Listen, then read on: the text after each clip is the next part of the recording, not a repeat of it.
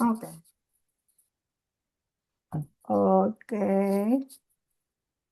Iya, selamat malam teman-teman yang di Amerika. Selamat pagi buat teman-teman yang dari Indonesia. Terima kasih sudah menyempatkan diri ikut dalam diskusi book club dari Iluni UI chapter USA hari ini. Kita mau membahas buku karangan Jonathan Haidt. Beliau adalah psikolog sosial yang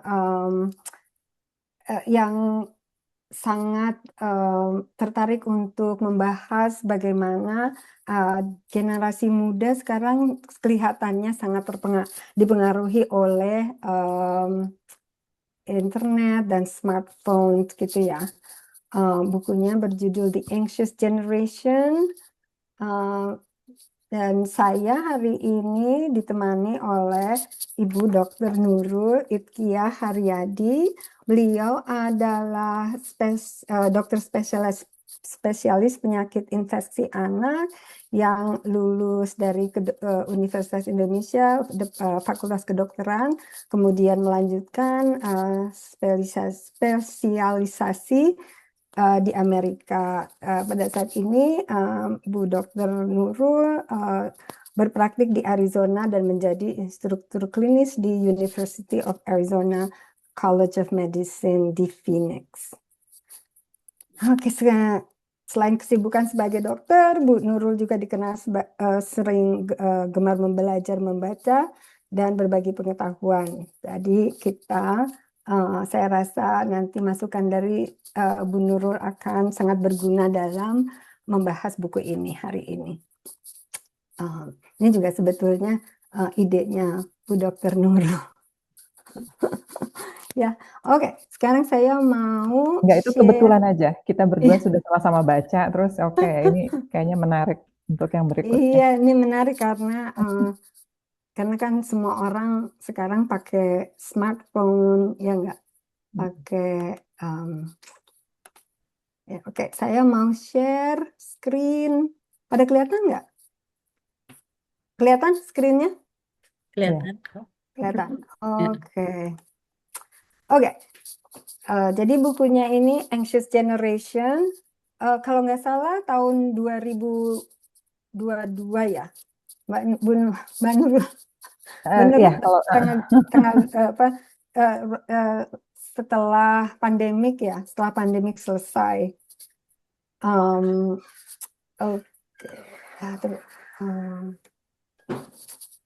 Mau dilihatin slideshow-nya kali ya. Oke. Agenda pembicaraan hari ini kita mau tunggu, ada lagi yang mau masuk. Trisni, aku jadiin itu ya co-host biar bisa masukin. Boleh.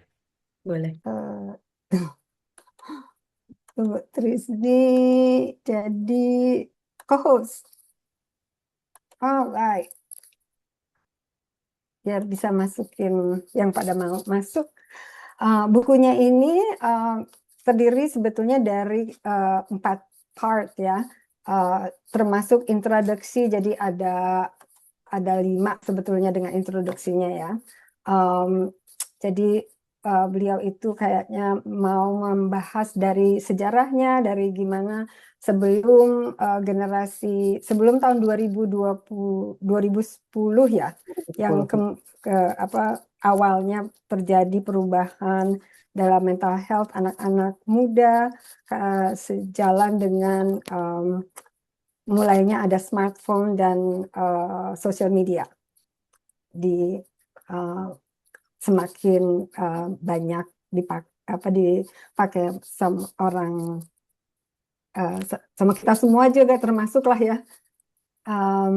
Terus part yang keduanya itu adalah karena adanya smartphone dan sosial media semakin berkurang play-based childhood, jadi main dengan anak lain di dunia nyata gitu sangat berkurang, sehingga argumennya Pak Jonathan Haidt ini untuk anak yang masih kecil dan masih muda di bawah 18 tahun lah ya, ada yang dia bilang great rewiring. Jadi ke development otaknya itu juga sangat dipengaruhi oleh penggunaan smartphone dan sosial media dan continuous internet gitu. Kalau punya smartphone kan bisa login internetnya 24/7 gitu ya. Dan akibat buruknya dari penggunaan handphone ini gitu. Kemudian di bagian yang terakhir itu adalah saran-saran ide dia gimana caranya biar bisa menanggulangi akibat buruk dari penggunaan smartphone, sosial media, dan constant internet use gitu ya. Oke. Nanti saya mau jelasin part 1, part 2, nanti terus diterusin sama Bu Nurul. Gitu ya, Bu Nurul. Ya. Gantian. Silakan, betul. Biar gantian. Oke. Jadi yang introduction-nya itu Jonathan Haidt itu dia membandingkan masa anak-anak zaman sekarang dengan dengan sebelum yang zaman orang tuanya gitu ya, seperti mengirimkan anak-anak itu ke planet Mars gitu ya, tanpa mengetahui apa resiko-resikonya gitu kan. Anak-anak yang membesar dengan dengan mempergunakan banyak digital device itu ternyata menurut dia sangat berbeda gitu dari bagaimana manusia itu dari dulu evolusinya tuh nggak begitu gitu, tiba-tiba sekarang dengan pemakaian digital device gitu ya, mereka sangat berbeda development sosial dan mentalnya gitu ya. Oke. Ya, jadi awalnya itu yang dia lihat itu adalah di antara tahun 2010 sama 2012 itu beliau melihat ada peningkatan dari adanya gangguan anxiety, depresi, self harm itu apa ya, melukai diri sendiri, dan rates suicide itu juga meningkat dengan drastis gitu ya, di antara anak remaja, terutama di antara remaja girls, anak perempuan gitu ya. Hal ini itu dia teliti itu kayaknya bersangkutan dengan banyaknya penggunaan smartphone, social media, dan internet akses yang 24/7 lah, ada setiap saat, maksudnya gitu kali ya. Terus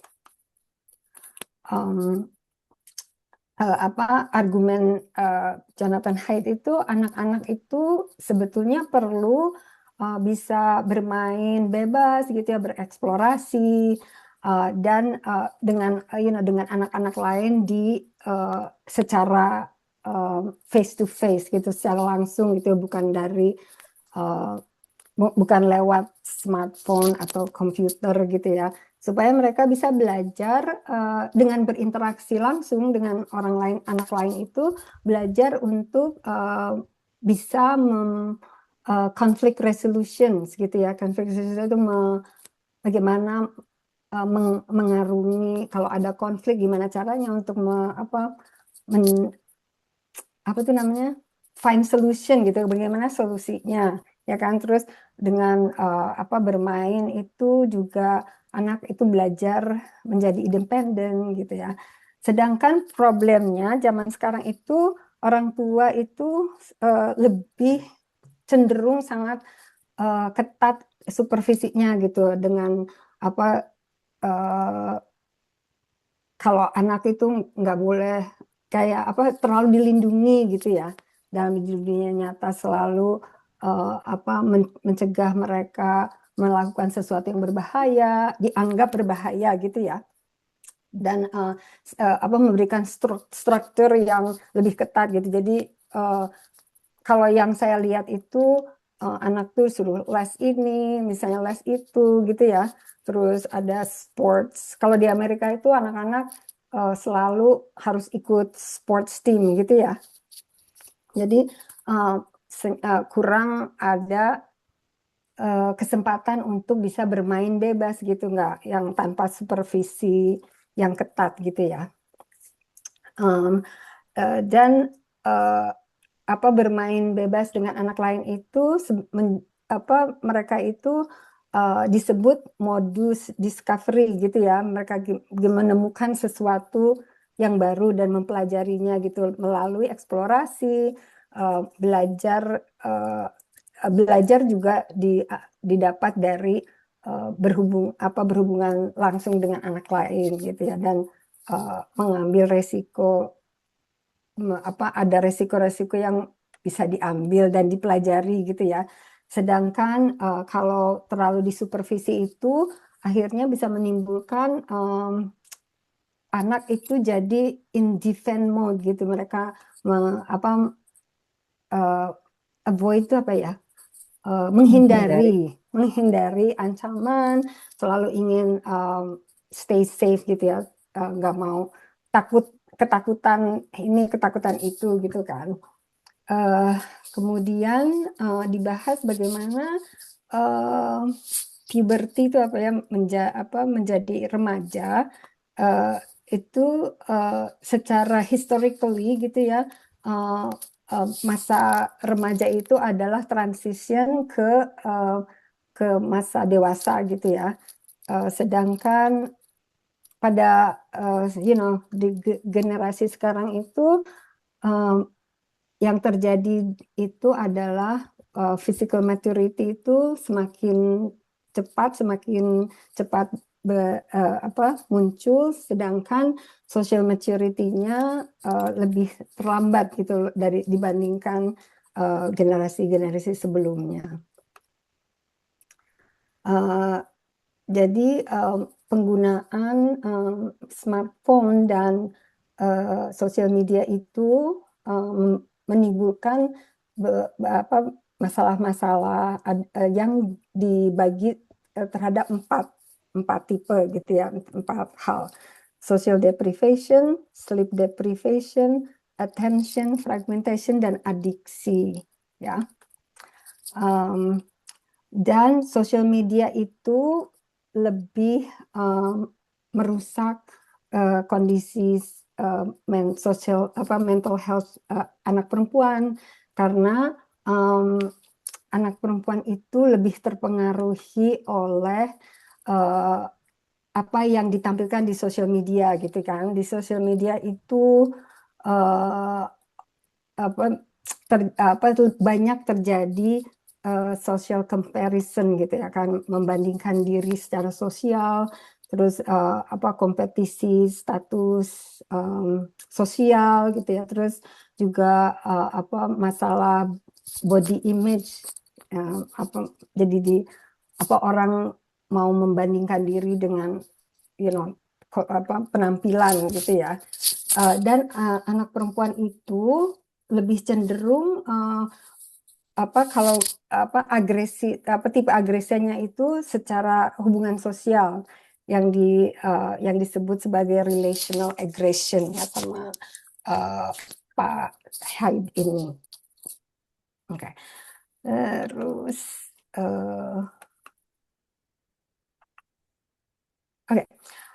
sedangkan pada anak-anak laki gitu ya, yang terjadi dengan penggunaan smartphone dan sosial media itu, smartphone itu mereka jadi lebih cenderung bermain video games, exposure kepada pornografi karena kan bisa diakses dengan mudah ya kalau kalau punya internet akses. Kemudian anak laki itu cenderung menjadi menarik diri dari kehidupan sosial dan ternyata itu juga mengurangi motivasi mengurangi motivation untuk belajar, untuk melakukan hal-hal lain gitu ya. Terus chapter selanjutnya itu adalah perkembangan spiritual dan bagaimana hubungan sosial antar manusia itu secara evolutionary itu dari dulu biasanya berkembang dari hubungan antar manusia gitu, mempunyai komunitas, belajar mengambil arti hidup gitu, terus itu belajar sesuatu yang menyentuh gitu ya, menyentuh hati itu dari hubungan dengan orang lain. Dan kalau punya komunitas itu kan kita bisa memberikan service gitu kepada orang lain gitu ya. Sedangkan kenapa kembali lagi ke situ ya? Sedangkan teknologi internet itu justru mengurangi kesempatan untuk memupuk hal-hal ini gitu ya. Oke. Terus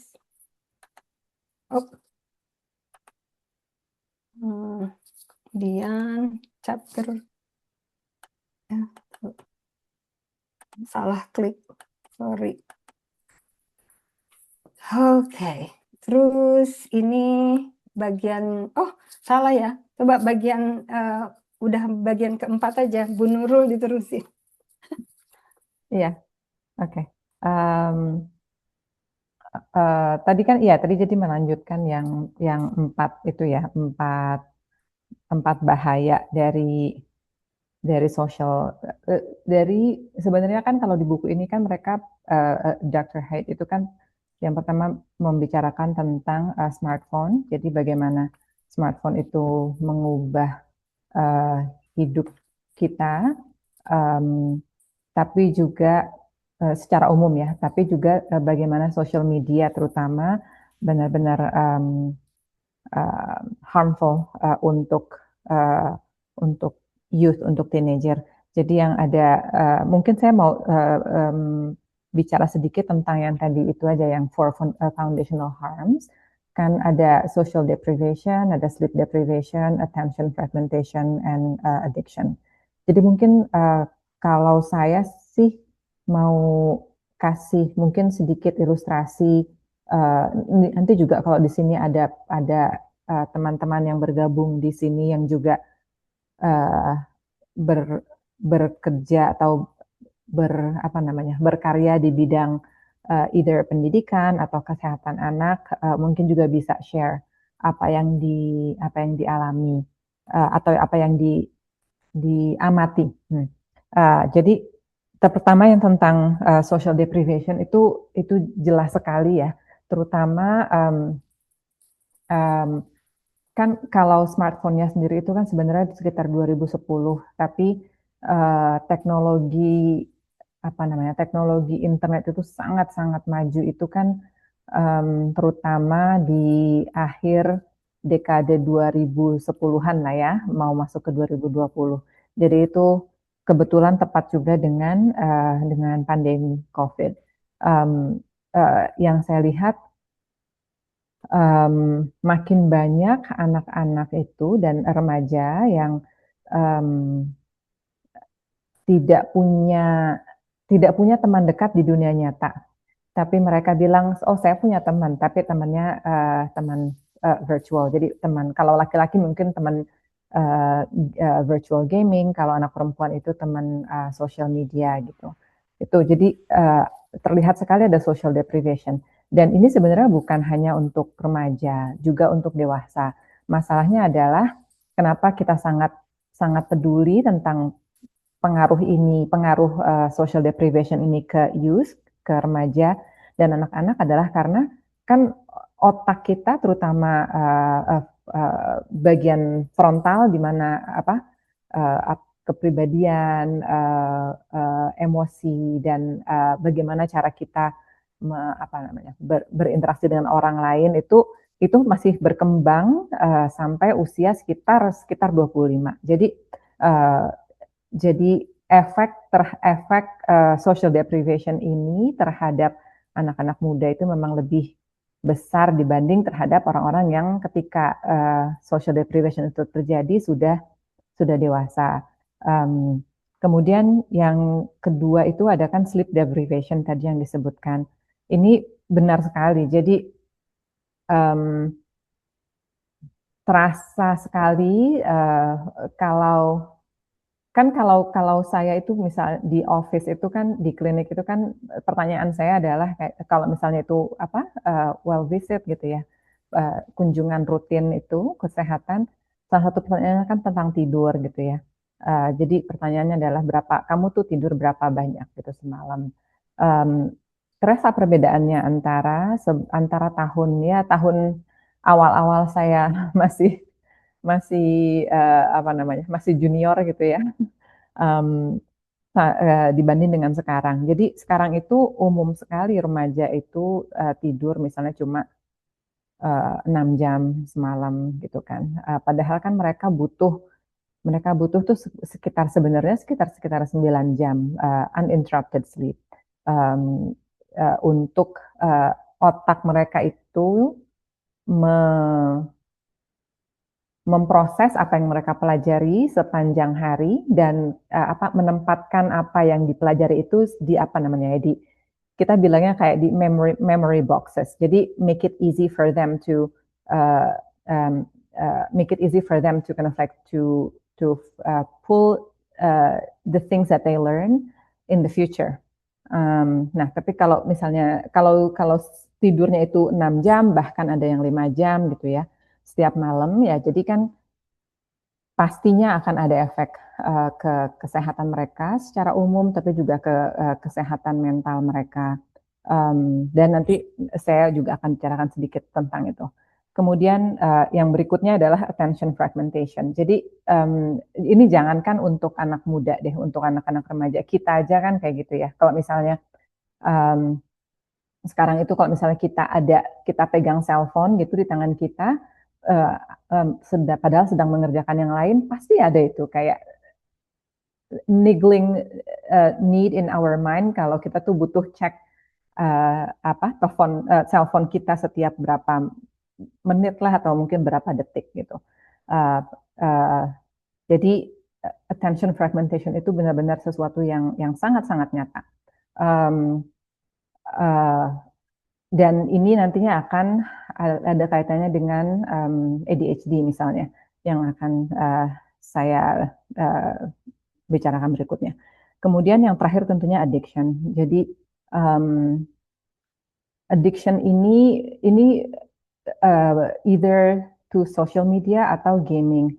Salah satu contoh addiction to gaming yang ini benar-benar recent, ini baru dalam minggu ini, saya ada keluarga yang mereka tuh sedih sekali karena tahun ini nih baru dalam setahun terakhir. Jadi tahun lalu itu mereka belum ada games, anaknya belum dikasih video apalah PlayStation or whatever. Lalu entah kenapa gitu mereka memutuskan oke, ini dia bolehlah dikasih game gitu ya. Terus hanya dalam jangka waktu setahun itu anaknya itu berubah sangat drastis. Jadi nggak mau ngapa-ngapain di rumah kecuali main game. Terus gamenya sempat diambil, tapi terus dia akan berbohong ke orang tuanya kalau dia tuh mau, saya ada apa gitu, saya ada apa, saya mesti keluar, saya mau ke rumahnya si ini gitu. Tapi ternyata tuh dia cuma pergi untuk supaya bisa main game di tempat orang lain. Uh, terus yang lebih parahnya lagi adalah kadang kan kalau game itu ada ini ya, ada in-app purchase gitu ya, dia itu menggunakan kartu kredit orang tuanya tanpa izin. Um, jadi dan berbohong segala cara itu cuma supaya dia bisa main game.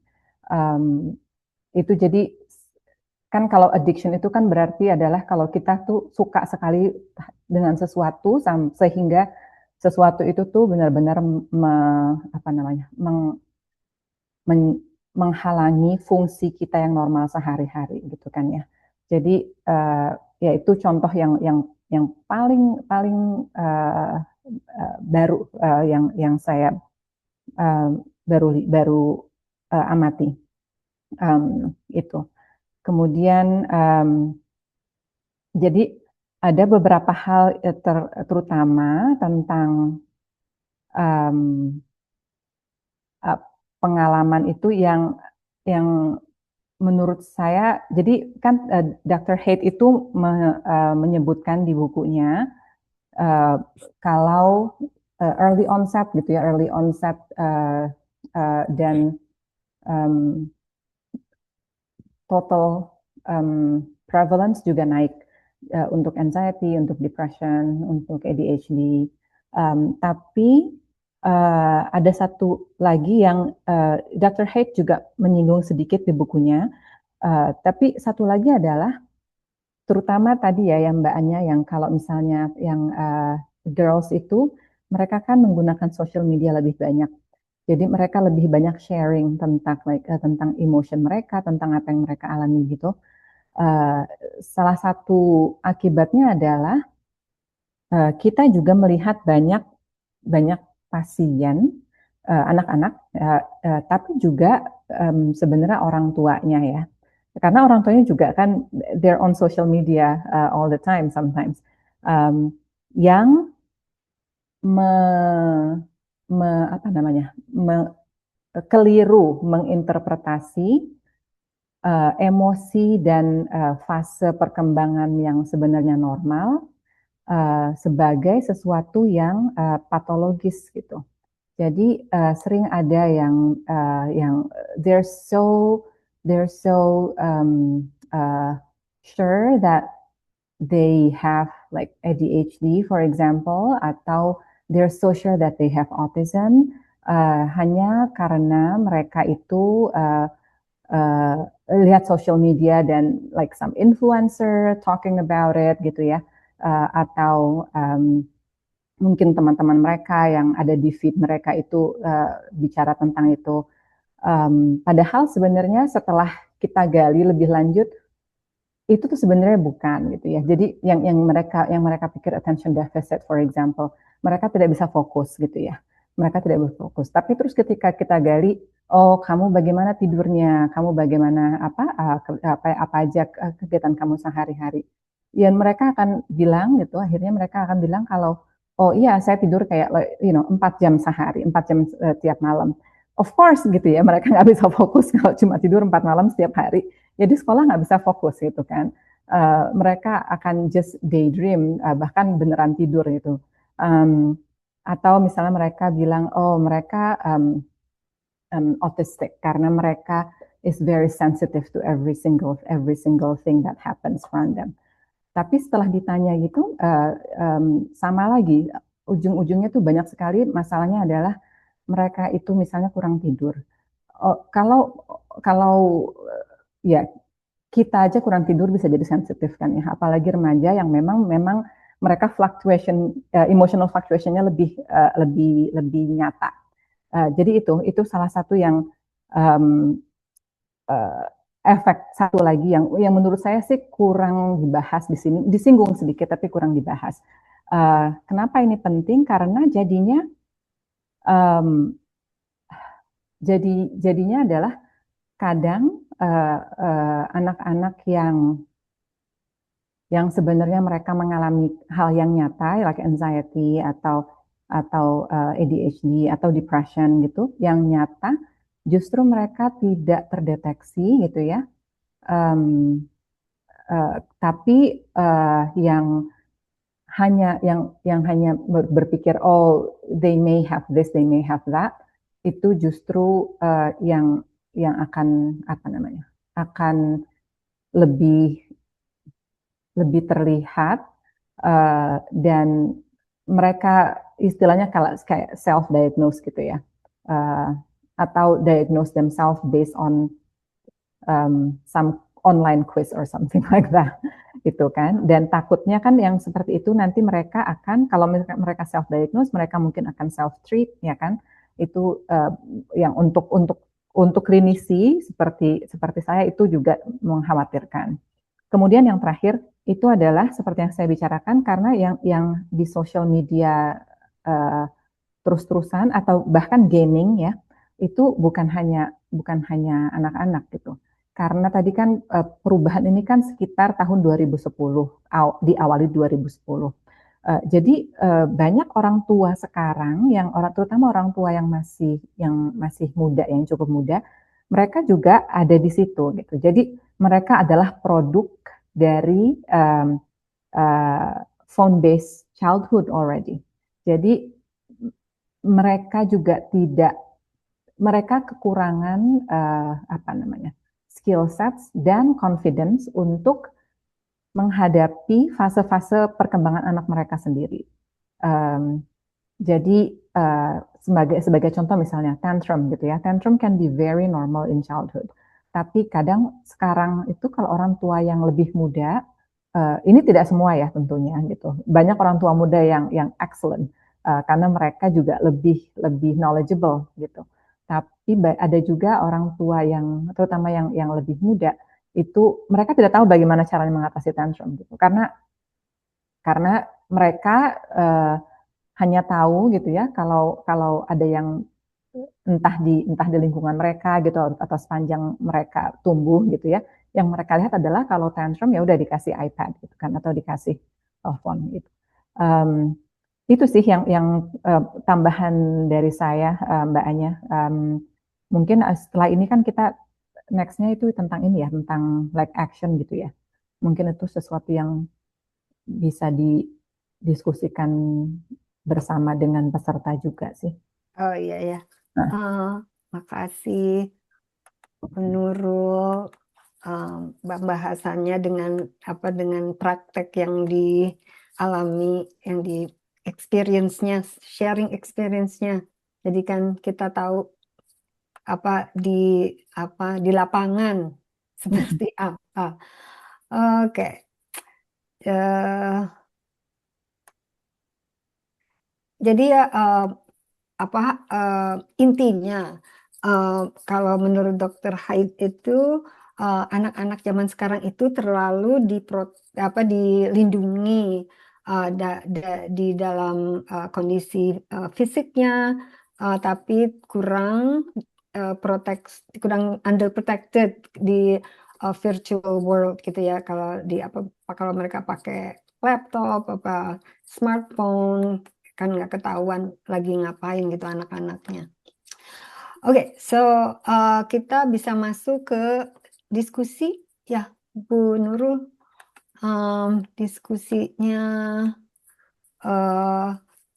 kalau ada pertanyaan dari para yang ikutan, para hadirin, boleh angkat tangan, nanti boleh unmute. Tapi ada beberapa yang ingin kami tanyakan ya, antara kan pengalaman, apakah ada, kalau saya kan generasi tua gitu ya, beda sama anak-anak yang dilahirkan yang ketika besarnya ketika tahun 2010 itu sedang berkembang jadi remaja atau apa, itu kan generasi di bawah banget gitu ya.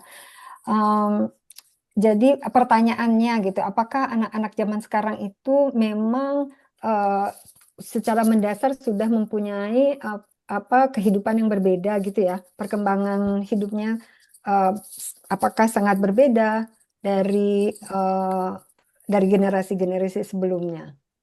Itu kan pertanyaan yang pertama.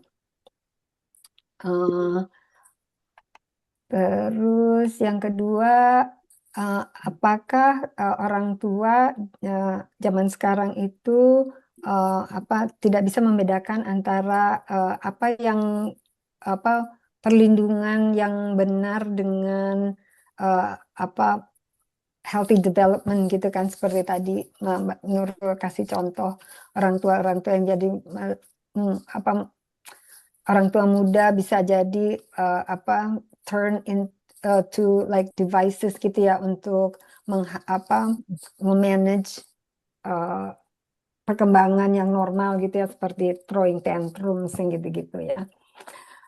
Uh, Terus kan kalau zaman saya gitu ya kan like supervisi dari orang tua itu lebih sedikit gitu, karena kan kita disuruh main sama teman-teman, main hal-hal yang bisa mungkin sebetulnya agak berbahaya gitu, tapi kan kita justru belajar dari situ gimana caranya, oh ini berbahaya gitu, mendingan kita nggak usah begitu, atau melihat teman kita yang jatuh gitu karena mungkin lari-larinya nggak lihat kanan kiri atau apa gitu kan, itu kan sebenarnya sesuatu yang dipelajari secara sosial gitu ya.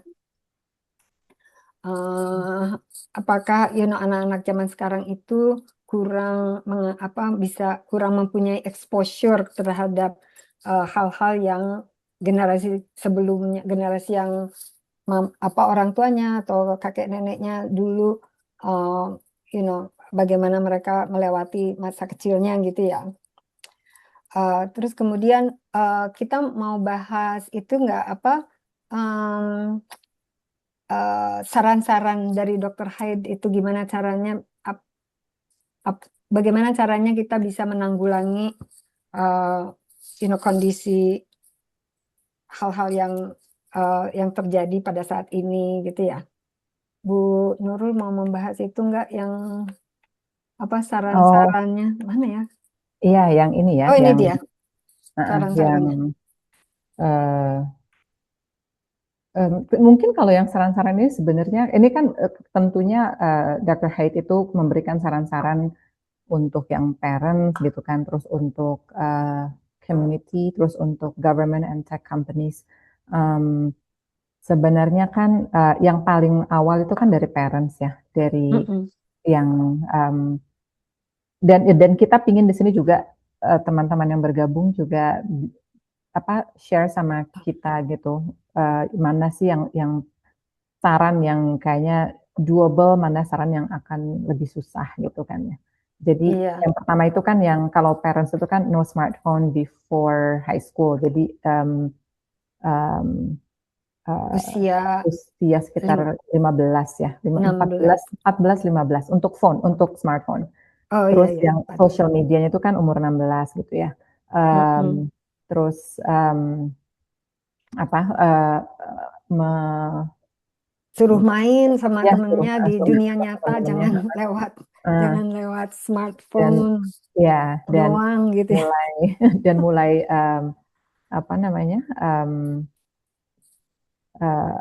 mulai taking more responsibilities like earlier gitu. Ya itu kalau untuk yang orang tua. Sebenarnya kan kalau dan ini bisa yang lain juga bisa bisa chime in aja. Tapi kalau misalnya no smartphones before high school gitu, mungkin untuk sebagian orang tua bisa karena sekolah anaknya misalnya dekat. Tapi ada beberapa orang tua yang misalnya sekolah anaknya jauh, jadi mereka akan butuh itu. Jadi ada hambatan gitu kan. Kalau no social media before, salah satu yang menurut yang saya sangat setuju itu yang no social media before 16 itu, karena usia 13 itu kan kalau di US biasanya usia untuk bisa buka account itu 13 social media. Iya, 13 tahun.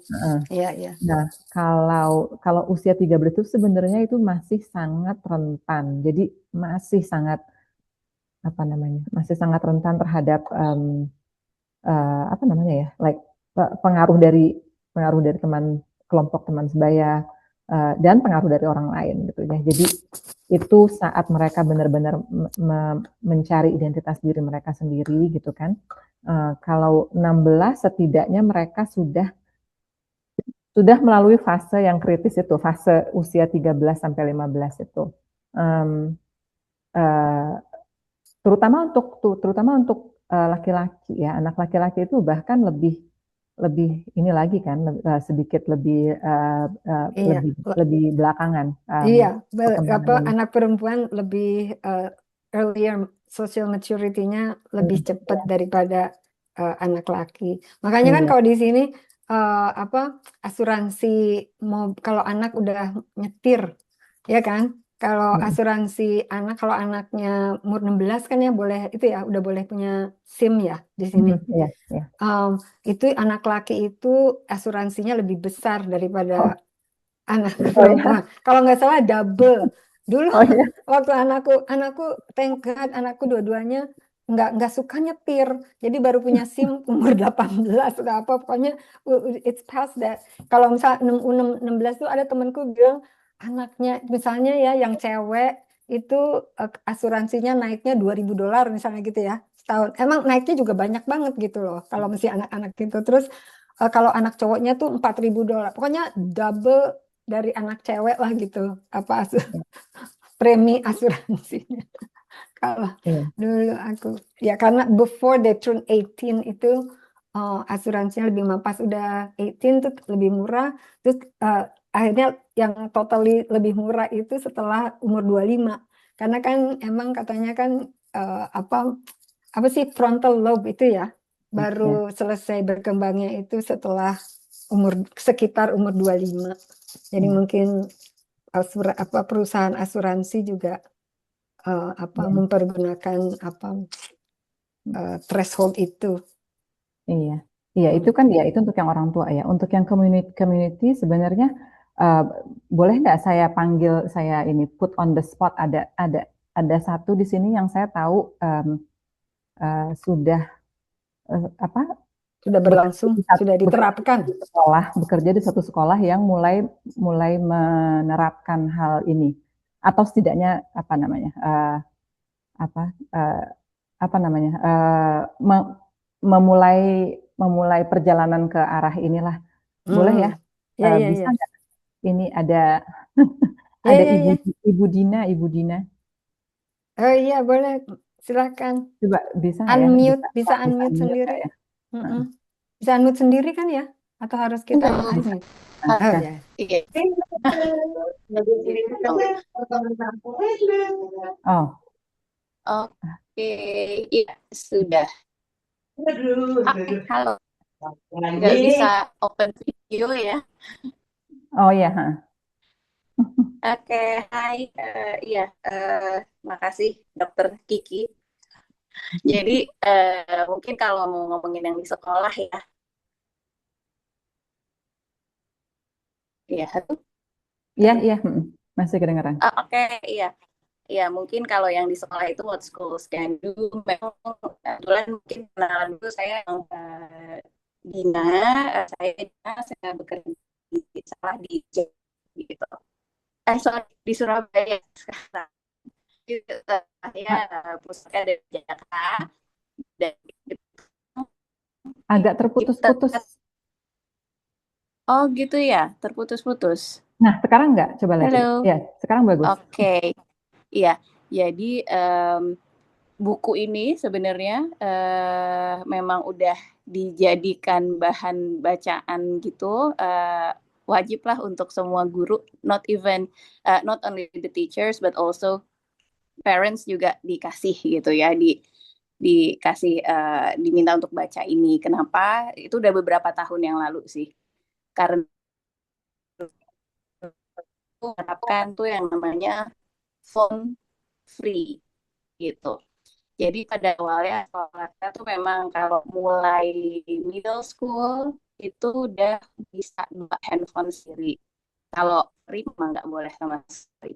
Nah, tetapi setelah mulai tahun sekitar 2 tahun ajaran yang lalu itu mulai diterapkan. Jadi memang anak-anak mereka handphone tuh mesti ditaruh dulu, dikumpulin gitu. Supaya karena memang kita lihat bahwa konflik yang terjadi di sekolah gitu ya, Oh, keputus lagi.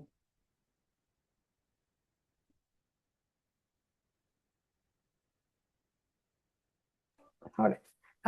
Aku nge-mute diriku. Itu mbaknya putus Oh, kali ininya ya. iya, Oh, ya, udah putus masuk ya. lagi. Oh iya, masuk udah. lagi ya. Ya, tadi Jadi sampai ini yang konflik. konflik ya, konflik di sekolah. Yes. Jadi memang setelah kita lihat itu konflik tuh mostly related with the use of the device gitu. Jadi semua kayak ada aja tuh diurut-urutin lagi, dilihat lagi tuh biasanya penyebab utamanya ya karena either message di WhatsApp atau di Instagram atau apa. Jadi memang kayaknya bener sih gitu ya. We need to uh, limit the use of the gadget gitu. So that's why kita memang mengurangi lah. Jadinya memang kalau untuk yang middle school and high school mereka handphone tuh harus dikit dulu. Dan juga pembelajaran pun juga seperti itu karena kan kita kalau untuk guru-guru ya itu juga harus karena guru adalah role modelnya. Jadi guru pun juga sekarang kayak jangan terlalu attach sama handphone kamu, terutama kalau masih jam sekolah. Itu sih. Karena itu juga sebenarnya bagus juga karena jadi bisa lebih fokus ke anak-anaknya juga, terus juga kegiatan di kelas pun juga diminimalisasi penggunaan kayak menggunakan resource dari YouTube, nonton video atau ada quiz atau apa yang menggunakan device itu dikurangi sih. Kayak gitu kalau di sekolah. Dan menurut setelah setahun yang kemarin tidak dilaksanakan itu ternyata memang berpengaruh dan kemarin kita ngobrol lagi kalau yang saya yang di Surabaya kemarin ngobrol lagi sama parents-nya, kita review kan gimana sih penggunaannya selama sejauh ini gitu. Efeknya ada nggak sih ke anak-anak di rumah? Ternyata parents bilang iya sih. Jadi mereka tuh kayak makan malam udah nggak terlalu attach lagi sama handphonenya. Karena di sekolah udah dibiasain. Pertama, awal ya itu emang berat banget. Itu kayak ada ya pastilah anak tuh yang kenapa sih sekolah jadi kayak mau dijadiin zaman batu lagi ya kayak gitu ada. Tetapi setelah itu ternyata setelah dijadikan habit ya bisa berpengaruh baik juga ke rumah dan apa ya relasi interaksi antara anak dan orang-orang di sekitarnya tuh jadi lebih bagus gitu. Itu sih yang aku bisa share. Terima kasih. Terima kasih banyak. Ya, ya itu jadi kan ini ya contoh nyata ya Mbak Anya ya. Iya, eh, iya, terima untuk kasih banget. yang komunitas, maksudnya Ini di komunitas dan sekolah. Surabaya ya sekolahnya. Iya di Surabaya. Iya, Oh, dan Jakarta hebat. juga. Oh, Ada Jakarta juga. oh iya, ya, hebat, bagus. Aku Iya, nggak tahu deh kalau yang di Amerika gimana anak-anak udah lama nggak sekolah. iya. Kalau pengalaman anak saya satu ada yang masih middle school, sekarang mau high school. Eh, Mereka itu telepon nggak boleh dikeluarkan dari tas, tapi masih di tas gitu. Nah, Hmm. si Dr. Hyde ini kan ada juga beliau tuh membahas di salah satu chapternya itu um, membandingkan antara yang uh, sekolah yang masih membolehkan anaknya itu, jadi yang cellphone-nya itu boleh keluar dari tas, yang cellphone-nya di dalam tas, sama yang cellphone-nya itu dikumpulkan semua, pokoknya ke satu tempat gitu kan ya. Jadi sama sekali nggak ada akses gitu. Uh, yang paling ideal memang yang dikumpulkan tadi ya, yang dikumpulkan. Jadi ada kayak satu box atau satu basket gitu, taruh semua cellphone di situ. mungkin juga termasuk cell phone gurunya ya kan jadinya. Iya, Ya, guru juga tapi nggak kalau boleh ngecek. kalau di US itu kan salah satu pushback-nya itu kan unfortunately karena kita itu punya way too way too many school shootings ya kan. Jadi itu salah satu yang pushback dari orang tua itu seperti itu. Jadi memang uh, di sini kenapa maksudnya kalau misalnya kita menuntut sekolah mesti melakukan sesuatu, tapi juga kita mesti juga menuntut government untuk melakukan sesuatu gitu. Karena kalau unfortunately dengan so many school shootings gitu, orang tua dapat dimengerti pasti banyak yang khawatir gitu kalau misalnya anaknya itu nggak punya apa nggak HP, punya nggak punya. ready Iya, access iya. to the cell phone ya kan. Itu sih mungkin kita buka aja kalau misalnya yang lain ada pengalaman atau ada Iya, mau share pengalaman atau ada yang mau atau pertanyaan komentar, ya pertanyaan atau komentar silakan. atau pertanyaan untuk Ibu Dina juga boleh. Iya, pertanyaan pengalamannya Bu Dina atau mau yang ada yang lain-lain ada pengalaman eh, dengan anaknya zaman sekarang. Oh, Tris nih, hore, Iya. silakan. Iya, saya mau bertanya, tapi mungkin tidak secara langsung terhadap pernyataan mengenai cellphone. Jadi pertanyaan saya apakah kepada Mbak, pada Ibu Nurul dan Mbaknya adalah saya ingin mengetahui apakah ada anak-anak yang memang eh, punya kecenderungan untuk menjadi addicted terhadap telepon atau addiktif telepon itu, maksudnya apakah ada orang yang punya kecenderungan untuk menjadi addicted? Ada yang misalkan, apakah ada misalkan anak-anak yang main telepon tapi nggak addicted gitu? Atau ada yang begitu dapat telepon langsung jadi addicted sekali dan susah sekali untuk dipisahkan dengan telepon? Iya, itu pertanyaannya bagus bagus sekali Mbak Trisni. Sebenarnya jadi ingat ini ya Mbaknya ya, ada satu chapter di mana Dr. Hyde itu membicarakan tentang bagaimana uh, uh, bukan keluarga, si komunitas, inilah individual yang lebih spiritual, either itu religiously spiritual dengan satu agama tertentu atau like just spiritual, itu mereka lebih resisten terhadap efek Adiksi. smartphone dan social Yes. media addiction ini ya kan? Kayaknya Iya, ya. iya, iya, benar-benar. Iya, karena kalau yang saya tahu itu kan karena sosial media itu tahun berapa yang mereka dirubah programnya agar orang itu cenderung biarpun nggak punya adiksi gitu ya, tetap pengen terus aja ngecek lagi, ngecek terus sampai berjam-jam gitu karena dikasih stimulus untuk terus-menerus ngecek yang the next thing gitu kan. Karena kan dikasih dikasih streamingnya apa sih namanya yang masuk ke dalam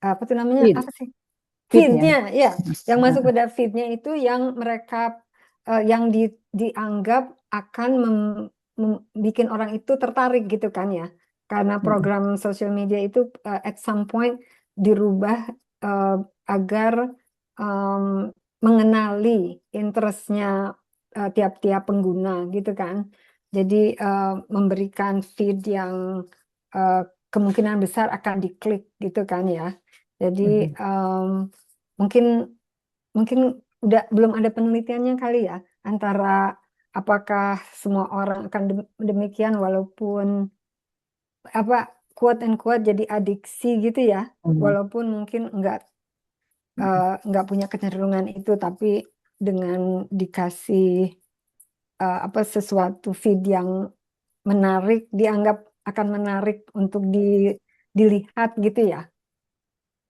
Iya, jadi kayaknya sebenarnya sudah ada penelitian yang menunjukkan apa namanya, ada Mbak Andari ini juga mau bicara selanjutnya. Jadi cuma sebentar aja saya tambahin. Sebenarnya ada penelitian. Jadi anak-anak yang memang sudah punya like anxiety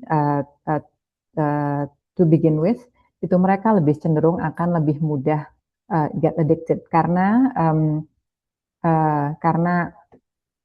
itu jadi social media itu apa namanya ya, feed their Anxiety. insecurity gitu ya, insecurity and anxiety. Jadinya daripada mereka keluar gitu harus berinteraksi dengan dunia nyata, mereka justru kayak cocoon themselves in the virtual world gitu. Jadi sebenarnya sudah ada sih yang penelitian seperti itu. Jadi pertanyaannya Mbak Trisni itu adakah kayak either faktor yang membuat orang itu lebih mudah adiksi atau yang melindungi mereka. Jadi yang membuat lebih mudah yaitu kalau misalnya mereka ada underlying psychiatric condition seperti anxiety misalnya, terus yang melindungi itu the sense of belonging in a religious or like spiritual community, seperti yang tadi sebenarnya Mbak Anya sebutkan yang ada kan yang tadi spiritual elevation and degradation, itu kan yang smartphone dan social media juga disrupt itu ya, karena kalau misalnya orang-orang yang punya sense of belonging di satu komunitas yang religius atau spiritual gitu, mereka kan lebih punya orang-orang yang bisa mereka jadikan mentor gitu ya, mereka jadikan role model dibanding yang tidak. Jadi itu salah satu faktor pelindungnya. Kalau dari buku ini ya. Terus Mbak tadi siapa? Rini Andarini, silakan Andarini, ya. unmute. Hai, iya cuma mau tambahin aja tadi yang soal social media. Emang social media itu kayak yang pernah saya tahu ya, itu didesain untuk to catch your attention gitu loh. Dia jadi memang mereka punya taktik-taktik tersendiri to get us into the selalu nengok lagi. They use a psychological tactics actually. That's one. Kalau soal addiction prone itu ada sih tergantung dari genetik ya. Tapi overall selalu genetik itu kan hanya 10%. 90% itu kan epigenetic, right? So it depends on Environment gitu ya. environment ya itu juga. Dan kalau soal itu juga, kalau soal jadi kayak addicted itu sebenarnya mulai dari habits, right? Habits then become lifestyle. Nah, itu yang nanti memang harus diturunin lagi. Jadi memang harus di change habitnya. It's not necessarily like addictive, tapi itu karena menjadi lifestyle, jadinya begitulah gitu loh. I think that's my view. Iya, betul. Yang kan aku itu yang tahun berapa ya? Sosial media itu programnya dirubah. Oh, waktu pakai like itu ya? Iya, terus kan Nurul. malah pernah pakai like di-sue sama kan? share. Iya, Facebook, ya kan? Iya, Facebook. Iya. Memang karena mereka berubah, kan pernah dibahas tuh di film dokumenter bagaimana Facebook, Instagram gitu kan didesain untuk agar orang terus aja klik lagi yang ini karena dikasih feednya yang menarik untuk orang itu gitu kan, yang dianggap si orang ini lebih seneng hal ini, terus di feednya dikasih yang itu gitu kan, jadi abis itu yang satunya lagi gitu kan. Oh, itu film Social Dilemma kata Mbak Trisni. Iya, aku juga udah nonton. Kalau ada yang tertarik, itu bagus beneran. Social Dilemma itu gimana caranya companies yang bikin social media itu memprogram. Oh, ada di Netflix. Masih ada ya di Netflix. Dulu juga di Netflix bukan? Iya. Makasih Trisni sudah kasih ngingetin soal film dokumenter itu. Apa ya tadi kayaknya saya ada pertanyaan juga tapi jadi lupa. Ya ada lagi yang mau share atau yang mau komen atau mau nanya. Aku tuh seneng banget sama Jonathan Haidt, suka buku-bukunya, menarik karena dia psikolog sosial kan.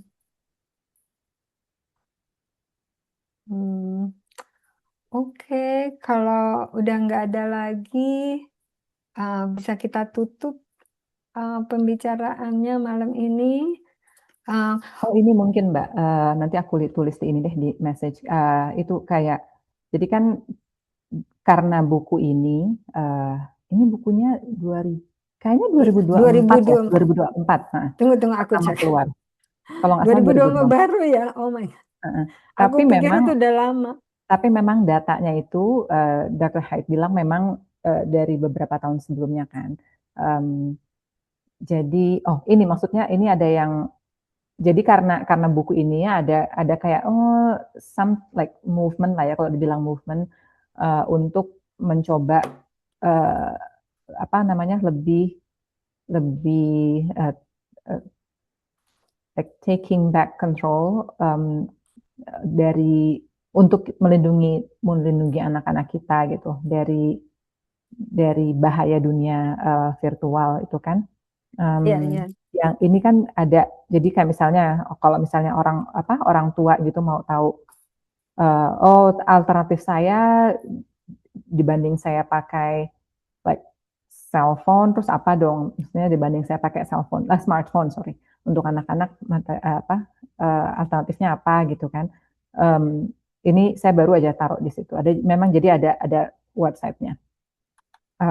Terus nggak semuanya, menurut saya sih nggak semua yang direkomendasikan itu doable untuk setiap keluarga, tapi bisa dilihatlah mana yang kira-kira doable. Jadi misalnya kayak tadi yang saran no cell phone until high school, misalnya memang nggak bisa, terus what to do then, like gitu. Jadi atau kalau no social media before 16, menurut saya sih itu mestinya very very doable. Anak-anak itu pakai idenya itu loh, yang aku nggak tahu yang apa, tapi Mbak Nurul bilang passwordnya itu kan dipegang sama orang tuanya kalau mau download app itu harus ada passwordnya. Jadi kalau anak-anaknya nggak bisa download. Iya, kalau misalnya cellphone-nya pakai family plan, berarti kan ya udah, berarti yang tahu password untuk download any app itu parents-nya aja gitu misalnya, kayak gitu kan bisa. Pasti anak-anak akan mencoba mencari celah untuk ini ya, overcome ini. Tapi at least gitu ya. Tapi at least we're trying our best. Gimana? Iya. Dicoba dengan sebaik-baiknya. Melindungi anak kita di dunia virtual itu sebetulnya intinya gitu kan ya. Intinya buku ini adalah bahwa sebagai orang tua kita harus aware apa dampak buruknya internet lah in general gitu ya sebetulnya. Apa khususnya social media dan akses yang mudah ke internet itu kan ya sebenarnya intinya. Dan bahwa kita sebagai orang tua harus ingat bahwa anak-anak itu perlu bersosialisasi dengan orang lain di dunia nyata gitu kan, karena banyak hal yang bisa dipelajari dari interaksi sosial dengan orang lain gitu kan.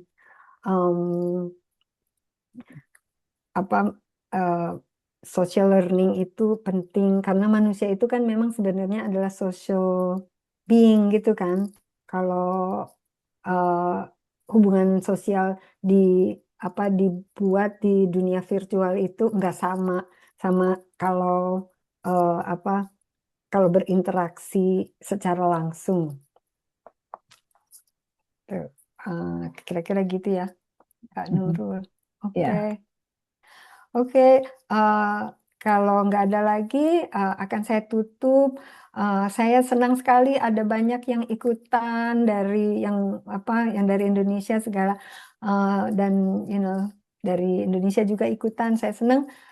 Saya mau kasih tahu bahwa buku kita juga akan ada nanti abis ini tuh kita liburan, libur break summer, jadi nggak akan ada sesi lain sampai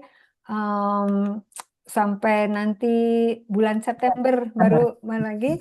Dan bulan September itu kita mau membahas buku tentang sejarah yang kalau menurut buku itu ya, kalau menurut pengarangnya itu kurang dieksplorasi gitu ya sejarah ini.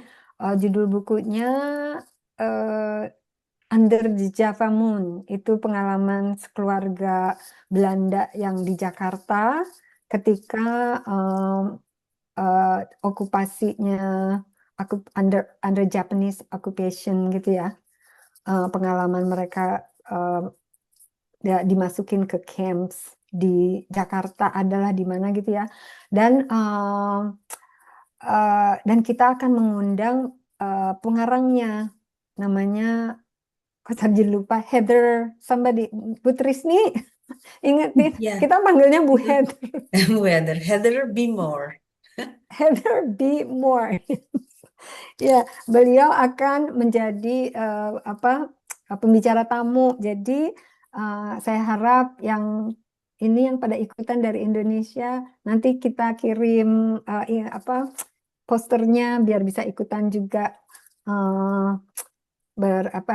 berpartisipasi dalam pembahasan buku itu karena itu menyangkut sejarah yang terjadi di Indonesia. Gitu ya. Oke. Oh iya tuh Mbak Trisni masukin bukunya kalau pada mau dilihat kira-kira bukunya seperti apa. Oke, terima kasih ya semua yang sudah berpartisipasi. Saya senang sekali. Ya, terima kasih banyak. Saya tadi liatin namanya satu-satu. Terima kasih ya, ada Mbak Fatma, Mas Ibnu, Mbak Mumut Safitri Mutiara, Bu Krisna Dewanti, Mas Rizal, Mbak Rismarini, teman kuliah kita, teman kuliah, Adek Kurnia di bawah kita psikologi yang juga tinggal di Amerika, Mbak Tina yang tadi udah share, sama Mbak Evi Rakriani. Terima kasih, Rani, yang satunya lagi Mbak Rani. Terima kasih semua, selamat pagi, selamat hari Sabtu yang di Indonesia. Have a nice weekend semuanya. Selamat malam buat yang di Amerika. Terima kasih sekali lagi. Terima kasih. Terima kasih. See you. Bye. Terima kasih banyak.